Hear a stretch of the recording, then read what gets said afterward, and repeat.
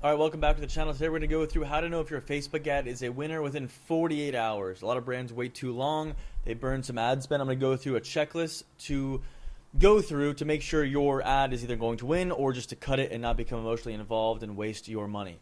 So the first thing is that most brands wait too long once the ad is live. They're waiting 5 to 7 days before actually going in and analyzing the data. 1 day is too short, 2 days a little bit too short, 3 days is the sweet spot of where you should be analyzing and optimizing this ad. So if you see it within 3 days and it has a high click-through rate, it looks pretty good.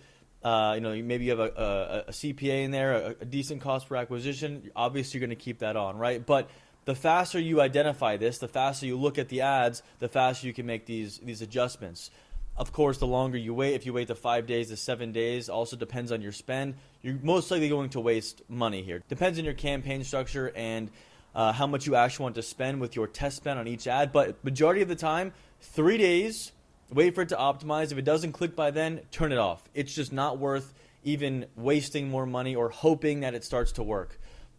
Speed is definitely the advantage in creative testing, especially if you're testing a bunch of ads at the same time. If you don't have enough ads to test, of course, click the link below, makewinningads.com. We'll make ads for you every single week. That's exactly what we do.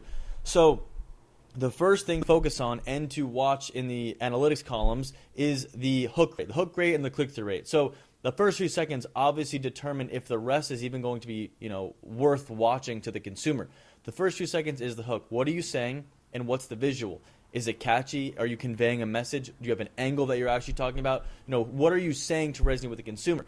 If the click-through rate is terrible, like let's say a 1, even a 2% is not very good, or the hook rate is just extremely low, like 10%, 20%, it's not over 30%, I would just say this is going to be a tough sell. This is going to be a tough one for any consumer to actually want to continue watching. So if basically by going off of that data, those two data points, you realize that the ad is basically dead. People are not resonating. They're scrolling immediately, and it's just not a winner, right? So if you turn it off then, you're going to save some spend. I'm trying to save you from being emotionally attached to an ad. I've done this before. You start to waste hundreds, if not maybe thousands of dollars when you could have turned it off at the first place after a few days, but instead, you're like, oh, I spent so much money on this, or I love the creator, or I love this angle, or I spent so much time on this script. You're like, I'm going to test it a little bit longer. And the next thing you know, you spend $500 and you have one sale. You're like, I'll just keep it going, just in case. I'll tell you right now, that ad is a dud. Move on. It's better spent with you putting your money in somewhere else. Make more ads, and especially don't just wait to see data to then go make more ads. Always be making new ads. Third thing is the engagement signals, right? So I just said the hold rate and the watch time, or the hold rate and the click-through rate are very important, but the watch time is also very important. So typically an average watch time is about like 5 to 7 seconds if you're lucky. If you're getting around the 7 seconds to the 10-second mark, no matter how long your ad is, whether it's 30 seconds or even a minute, that's a pretty good hold rate or pretty good watch time, pretty good average, watch time. And then your hold rate, if it's at 30, 40%, it's a good hold rate. So I would watch that. There's actually a tutorial on YouTube of how to create the hold rate in your columns. Very simple to do. It's like 3 buttons, so I highly suggest going through that. But typically, you should be able to realize what's a catchy hook or not. You're scrolling on TikTok, you scroll through Reels, what stops your attention? Apply that to your ad. You scroll on, the TikTok shop videos are incredible. What are they saying? How are they displaying the product? Take that, duplicate it into your product's ad.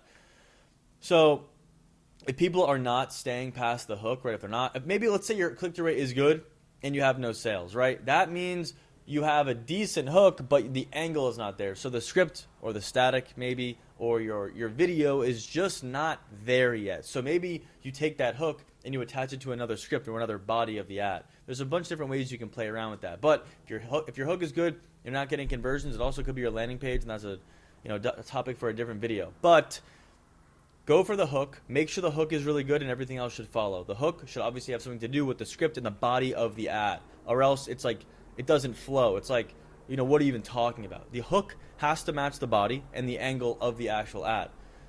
Don't separate those. Hook is very important, but of course the script and the angle absolutely is.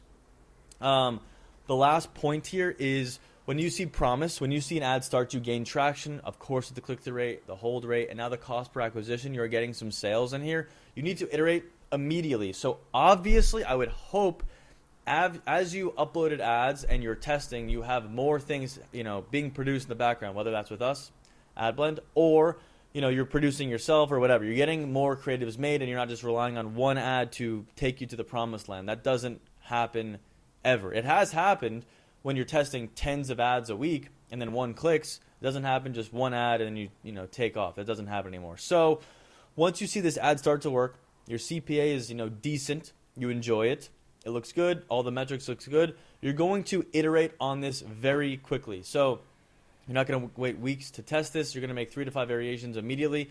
And this is exactly what you're going to test. I actually made a video on this, I think 2 videos ago, how to iterate on a top performing ad. One, you're going to take that script and have another talent do it, or an AI voiceover, but just have another talent do that and switch the B-roll.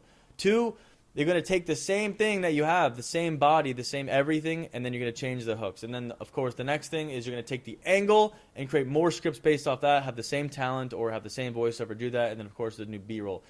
There's plenty of ways to iterate. Just break down each variable. The hook, the script, the body, the B-roll, the talent, the offer, of course, and then iterate. Take one, keep the rest. That's how we iterate and make a lot of ads based off of one top performer, and we re-spark performance and get another $100,000 out of an ad after we just change a few variables.